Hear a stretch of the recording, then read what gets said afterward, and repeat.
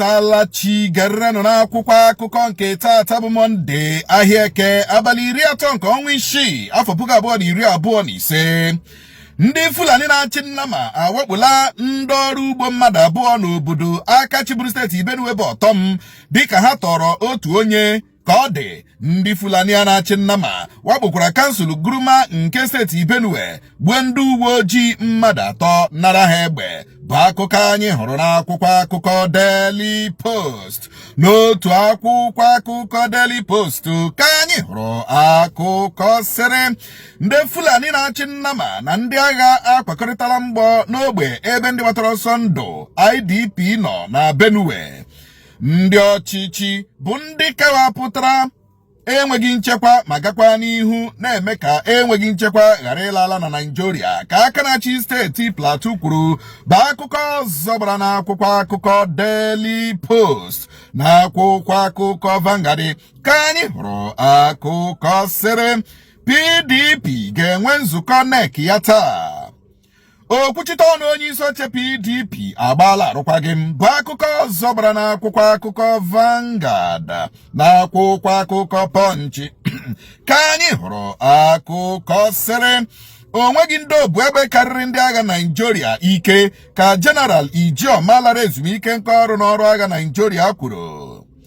Ndị ahụ na-eme njem a tọrọ na Benue enwerela onwe ha, bụ akụkọ ọzọ gbara n'akwụkwọ akụkọ ahụ. N'otu akwụkwọ akụkọ Punch ka anyị hụrụ akụkọ sịrị 2027 ọgbaghara onye ga-abụ osote Tinubu nwere ike imegharị Tinubu anya ka onye APC ama ama dọrọ aka na ntị.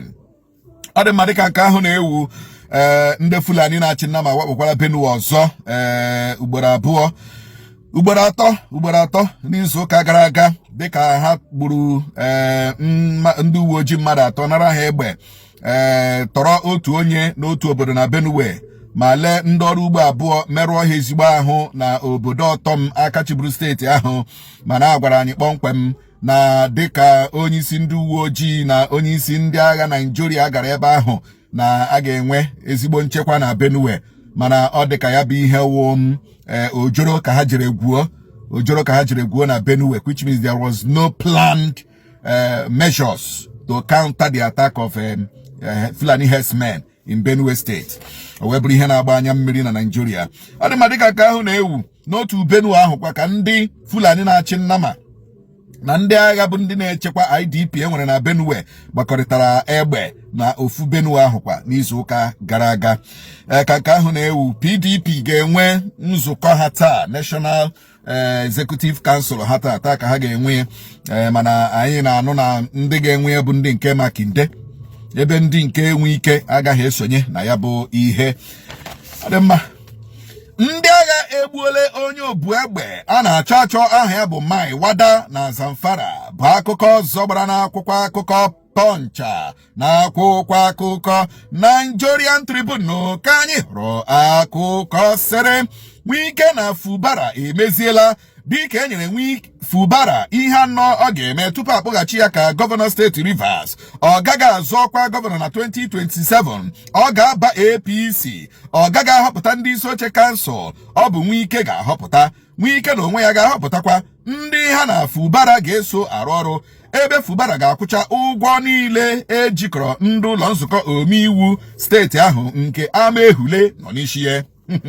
Benue na Nasarawa chọrọ ka enye ha ọkwa onye isi oche APC dịka Ganduje gbara arụkwaghịm n'otu ntabi anya, bụ akụkọ anyị hụrụ n'akwụkwọ akụkọ Nigerian Tribune. Na akwụkwọ akụkọ Nigerian Tribune ka anyị hụrụ akụkọ sịrị David Mark abụrụla onye isi oche otu pati African Democratic Congress ADC 2027. Tambuwal ga-edu steeti Sokoto Kerubi aga n'otu pati mbịakọta ọnụ coalition, bụ akụkọ anyị hụrụ n'akwụkwọ akụkọ The Nation. N'otu akwụkwọ akụkọ The Nation ka anyị hụrụ akụkọ sịrị ụlọ ọrụ ihu eluigwe NIMET adọla ụgbọala ọdụ ụgbọelu aka na ntị banyere egbe eluigwe mmiri ozuzo ga-enye nsogbu malite taa bụ Mọnde ruo Wenesde bụ akụkọ ọzọ gbara n'akwụkwọ akụkọ ahụ n'akwụkwọ akụkọ dosode ka anyị hụrụ akụkọ sịrị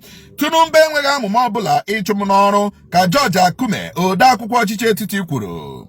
Kwankwaso rere anyị chinye ego n'akpa na-eleghị anya n'azụ. APC kpọrọ ya ka otu pati NNPP kwuru bụ akụkọ ọzọ gbara n'akwụkwọ akụkọ dosode. Ọ dị mma Nwike na Fubara emeziela dịka anyị nụrụ dịka Nwike is undoubtedly the governor of that state because ihe niile a ga-eme ma ọ ya ga-eme ịhọpụta onye isi oche ndị isi oche kansụl onyenwa ga-ahọpụta ịhọpụta ime appointees commissioners gbogbotigbo SAs PAs this and that for Fubara Nwike ga-emie. Fubara na onwe ya agaghị azọ 2027 election. Fubara na onwe ya enweghị any say in that government because ọ ga-ahọpụta ndị nke nwe ike na that government. So what is the need for the peace? What is this a peace deal? Ihe ọwụ peace now. Ihe ekwuge now ọwụ peace. This thing peace? It's not peace now. This is caging. This is bondage. But ka ọ tụrụ Fubara ka ọ tụkwara unu bụ ndị ga-achọ ka gọvanọ na-apụ tinye unu because that is the thing you are going to get. But unfortunately it can only happen in Rivers State. It cannot happen in any other state. It is only in Rivers that it can happen. Amami na agota ebe anyị na-eje. Ọ dị ma dịka ka ahụ na David aka aghọrọla acting chairman of African Democratic Congress ADC party ebe a na-ekwe n'aka. We are welcome David Mark. Ọ dị ma dịka ka ahụ na-ewu ụlọ ọrụ ihu eluigwe NIMET adọla aka na ntị na egbe eluigwe mmiri ozuzo ga-enyekwa aeroplane nsogbu this week ya from Monday to Wednesday. Egbe eluigwe ga-enyekwa nsogbu mmiri ozuzo ga-enyekwa nsogbu so ndị na-agba ụgbọelu this week unu ga-adị very careful. Very careful. Dịka ka ahụ na-ewu Kwankwaso ka anyị na-anụ na-akwado ịba APC n'ihi na o so na one of the plans mere Tinubu Ganduje jiri gbaa arụkwaghị m n'ihi na Kwankwaso si beluso ma Ganduje ọ gbara arụkwaghị m dịka onye isi oche APC. That is the only this thing ọ ga-eji bata APC. Now Ganduje agbala arụkwaghị m paving way for the entrance of Kwankwaso and then the NNPP etiele mkpu kelee Chineke kelee Olisa kelee APC si ha kpọrọ ọwa Kwankwaso na ha achọghị Kwankwaso ya lawa back to APC. Ọ dị mma ebe a ka anyị na-apịkọta kpamkpam ihe ụmụ anyị na akwụkwọ akọbịarị kpamkpam na Nsukka Ọchịwọ nakwa official Nsukka TV na YouTube chebido na Nsukka Ọchịwọ na TikTok nakwa Nsukka News Express ka chi m na-efe ga n'ihu gọjibala m nnukwu ụbọchị taa gajibọla anyị niile siriri werere.